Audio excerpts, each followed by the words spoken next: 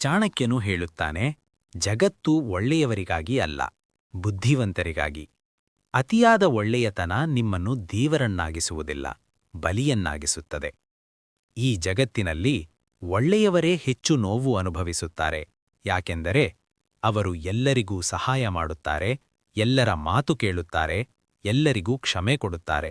ಆದರೆ ಈ ಜಗತ್ತು ಒಳ್ಳೆಯತನಕ್ಕೆ ಮೌಲ್ಯ ಕೊಡುವುದಿಲ್ಲ, ಬುದ್ಧಿವಂತಿಕೆಗೆ ಮಾತ್ರ ಮೌಲ್ಯ ಕೊಡುತ್ತದೆ.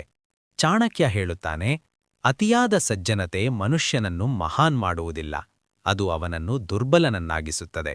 ಇಂದು ಈ ವಿಡಿಯೋದಲ್ಲಿ ನಾನು ನಿಮಗೆ ಹೇಳೋದು, ಕೆಟ್ಟವನಾಗು ಅಂದರೆ ದುಷ್ಟನಾಗು ಅಂತಲ್ಲ, ಅಗತ್ಯವಿದ್ದಾಗ ಕಠಿಣನಾಗು ಅನ್ನೋದನ್ನ. 1. ಎಲ್ಲರಿಗೂ ಒಳ್ಳೆಯವನಾಗಬೇಡ. ಎಲ್ಲರಿಗೂ ಒಳ್ಳೆಯವನಾಗಲು ಹೋಗಿದ್ರೆ ನಿನ್ನ ಸಮಯ, ನಿನ್ನ ಶಕ್ತಿ, ನಿನ್ನ ಮನಸ್ಸು ಎಲ್ಲವೂ ಖಾಲಿಯಾಗುತ್ತೆ. ಚಾಣಕ್ಯ ಹೇಳುತ್ತಾನೆ, ಎಲ್ಲರಿಗೂ ಇಷ್ಟವಾಗುವವನು ಯಾರಿಗೂ ಉಪಯೋಗವಾಗುವುದಿಲ್ಲ. 2. ಅಗತ್ಯವಿಲ್ಲದೆ ಸಹಾಯ ಮಾಡಬೇಡ. ನೀನು ಸಹಾಯ ಮಾಡಿದ್ರೆ ಅವರು ಧನ್ಯವಾದ ಹೇಳ್ತಾರೆ ಅಂದುಕೊಳ್ತೀಯಾ? ಇಲ್ಲ, ಅವರು ಮತ್ತೆ ಮತ್ತೆ ನಿನ್ನನ್ನೇ ಬಳಸುತ್ತಾರೆ. ಅಗತ್ಯವಿಲ್ಲದ ಸಹಾಯ ಒಂದು ದಿನ ನಿನ್ನ ಅವಮಾನವಾಗುತ್ತದೆ.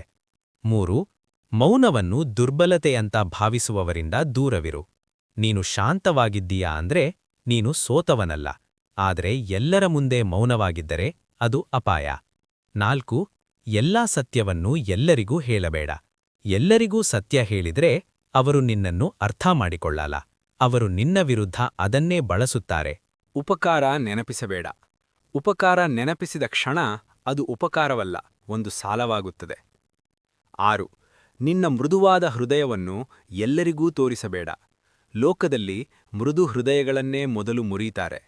ನಿನ್ನ ಹೃದಯ ಎಲ್ಲರ ಕೈಯಲ್ಲಿರೋ ಆಟಿಕೆಯಲ್ಲ. 7. ಅವಮಾನ ಸಹಿಸಿ ಒಳ್ಳೆಯವನಾಗಬೇಡ.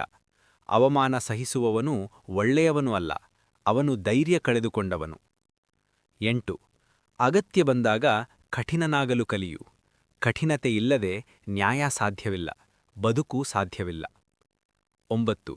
ನಿನ್ನ ಶಕ್ತಿಯನ್ನು ಮರೆಮಾಡು. ನಿನ್ನ ಶಕ್ತಿ ಎಲ್ಲರಿಗೂ ಗೊತ್ತಾದ್ರೆ ಲೋಕ ನಿನ್ನನ್ನು ಎಳೆದು ಕೆಳಗೆ ತರುತ್ತೆ. 10.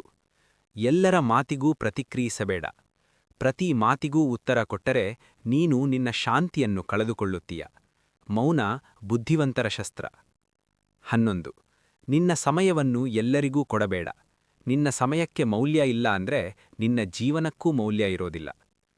12. ಶತ್ರುವಿನ ಮುಂದೆ ತುಂಬಾ ಒಳ್ಳೆಯವನಾಗಬೇಡ. ಅವನು ನಿನ್ನ ಒಳ್ಳೆಯತನವನ್ನೇ ನಿನ್ನ ವಿರುದ್ಧ ಉಪಯೋಗಿಸ್ತಾನೆ. 13. ಗುರಿಗಾಗಿ ಕೆಟ್ಟವನಾಗಲು ಹೆದರಬೇಡ. ನಿನ್ನ ಗುರಿ ತಲುಪಿನ ಮೇಲೆ ಅದೇ ಲೋಕ ನಿನ್ನನ್ನು ವಿಜೇತನಾಗಿ ಕೊಂಡಾಡುತ್ತದೆ. 14. ನಿನ್ನ ಮಿತಿಯನ್ನು ಸ್ಪಷ್ಟವಾಗಿ ಹಾಕು. ಮಿತಿಯಿಲ್ಲದವನನ್ನು ಎಲ್ಲರೂ ತುಳಿಯುತ್ತಾರೆ. 15. ಎಲ್ಲರ ನಂಬಿಕೆಗೆ ಅರ್ಹನಾಗಬೇಡ.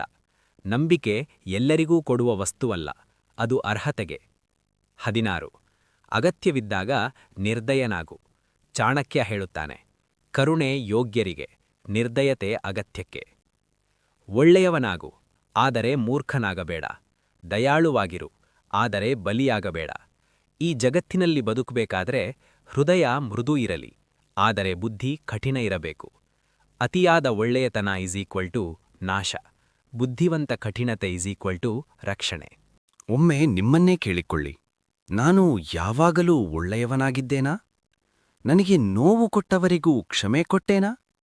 ನನ್ನ ಮೌನವನ್ನು ದುರ್ಬಲತೆ ಅಂತ ಭಾವಿಸಿದವರು ಎಷ್ಟು ಜನ? ಉತ್ತರ ಹೌದು ಅಂದ್ರೆ ನೀವು ಒಳ್ಳೆಯವರಲ್ಲ, ನೀವು ಬಳಕೆಯಾದವರು.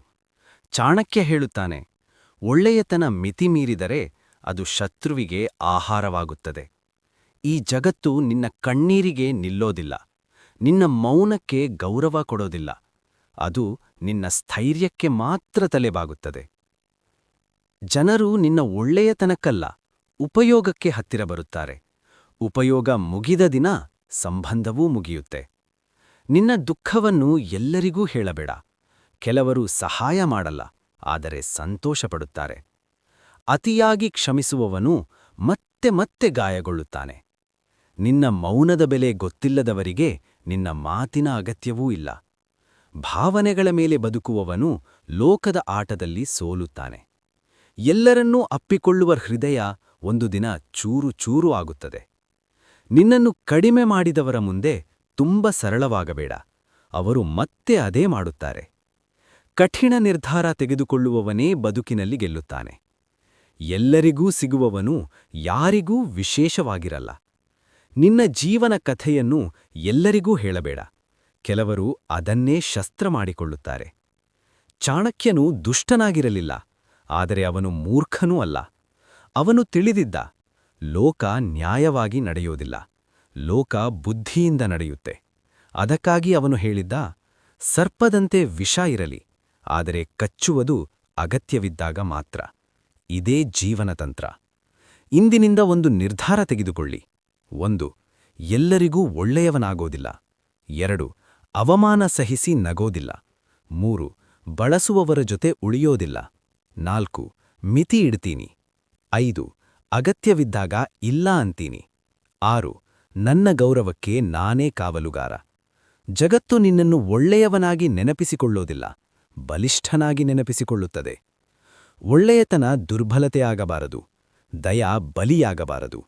ಚಾಣಕ್ಯನ ಪಾಠ ಒಂದೇ: ಜೀವನದಲ್ಲಿ ಬದುಕಬೇಕಾದರೆ ಹೃದಯದಲ್ಲಿ ಕರುಣೆ ಇರಲಿ, ಆದರೆ ತಲೆಯೊಳಗೆ ಯುದ್ಧ ತಂತ್ರವಿರಬೇಕು.